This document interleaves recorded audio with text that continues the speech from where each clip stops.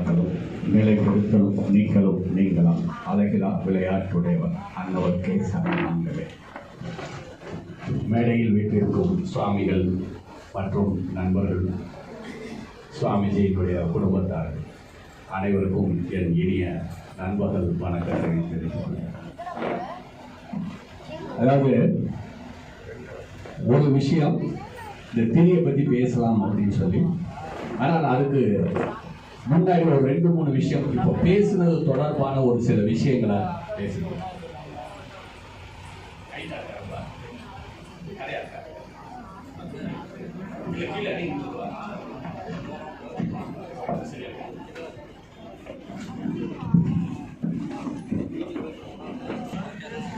அதாவது ஜென்ரலான ஒரு சில விஷயங்கள், அதுக்கு பிறகு ஒரு 10 நிமிஷத்துல பேசுகிறேன்.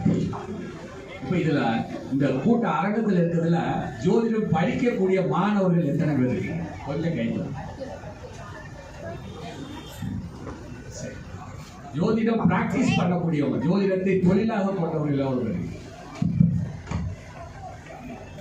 மீதி இருக்கவங்க ஜோதிடத்தினுடைய ஆர்வலர்கள், அப்படிதானே? இப்போ இந்த 3 தரப்புக்குமாக ஒரு விஷயத்தை சொல்லணும். இப்போ முதல்ல எல்லாரும் திருமணத்தை பற்றி பேசினாங்க. 3-4 பேர் 7ஆம் இடம் கலத்திரஸ்தானம் அப்படிங்கிறத பற்றி பேசினாங்க. இந்த கலத்திரஸ்தானம் அப்படிங்கிறதுல 7ஆம் இடம் அப்படிங்கிறது எல்லாத்துக்குமே தெரியும். பொதுவாக எல்லாரும் சொல்லுவாங்க, 1ஆம் இடத்துக்கு 7ஆம் இடம் நேர் 180 டிகிரி.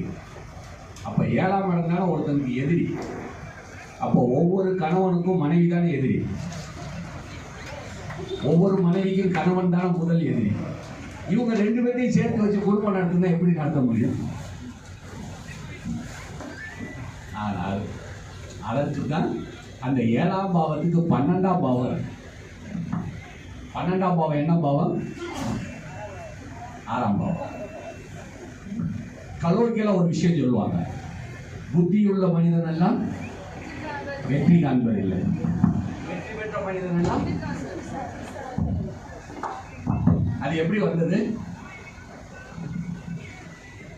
7ஆம் பாவத்துக்கு 12ஆம் பாவம் 6ஆம் பாவம். ஒருத்தருடைய வெற்றி ஸ்தானம் 6ஆம் பாவம் தானே, அது 12ஆம் பாவத்துல மறையணும். அப்ப கணவன் மனைவிக்கு விட்டு கொடுக்கணும், மனைவி கணவனுக்கு விட்டு கொடுத்தா அந்த லைஃப் நிம்மதியா போகும். நம்ம முன்னோர்கள் ஜோதிடத்தை சும்மா ஒன்றும் சொல்லிட்டு போகல, ஆய்ந்து அறிந்து அதை அனுபவப்படுத்தி எல்லாத்தையும் கொடுத்துருக்கான். ஆனால் இன்றைக்கு நீங்க ஜோதிடம் படிக்கக்கூடிய மாணவர்கள் எல்லாருமே இப்ப சாமிஜி சொல்றது மாதிரி எல்லாம் டிப்ஸ் கொடுங்க சார், டிப்ஸ் கொடுங்க சார்.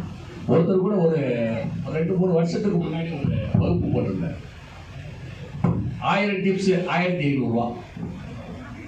அவனுக்கு வெளியில் வரும்போது எத்தனை டிப்ஸ் தெரியும்? ஒன்றும் தெரியாது.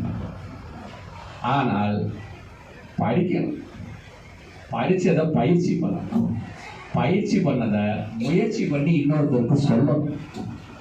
அப்பதான் நீங்க ஜோதிடத்துல வெற்றி பெற முடியும். அப்படி இல்லாம இப்படியெல்லாம் மனப்பாடம் பண்ணீங்கன்னா ஜோதிடம் சுட்டு போட்டாலும் வராது. இப்போ சாமி சொன்னார், எனக்கு நண்பர் ஒரு பல்கலைக்கழகத்தில் ஒரு விஷயத்த மறந்துட்டார். அவருக்கும் எனக்கும் உண்டான நட்பு உறவு 96-97 இருந்தது. அவர் 10 வருஷம் பின்னாடி சொன்னார். முதல்ல நான், அவங்க ஒய்ஃபு எல்லாரும் சேர்ந்து காமராஜர் யூனிவர்சிட்டி நடத்தின டிப்ளமா இதில் 2 பேரும் சர்டிஃபிகேட் கோர்ஸ் படித்தோம் ஜோதிடம். அது 96-97. எனக்கு அப்பையிலேருந்து அவர் வீட்டில் படித்தாங்க. ஆமாம், அப்பையிலேருந்து கிட்டத்தட்ட 30 ஆண்டு காலங்கள் பழக்கம்.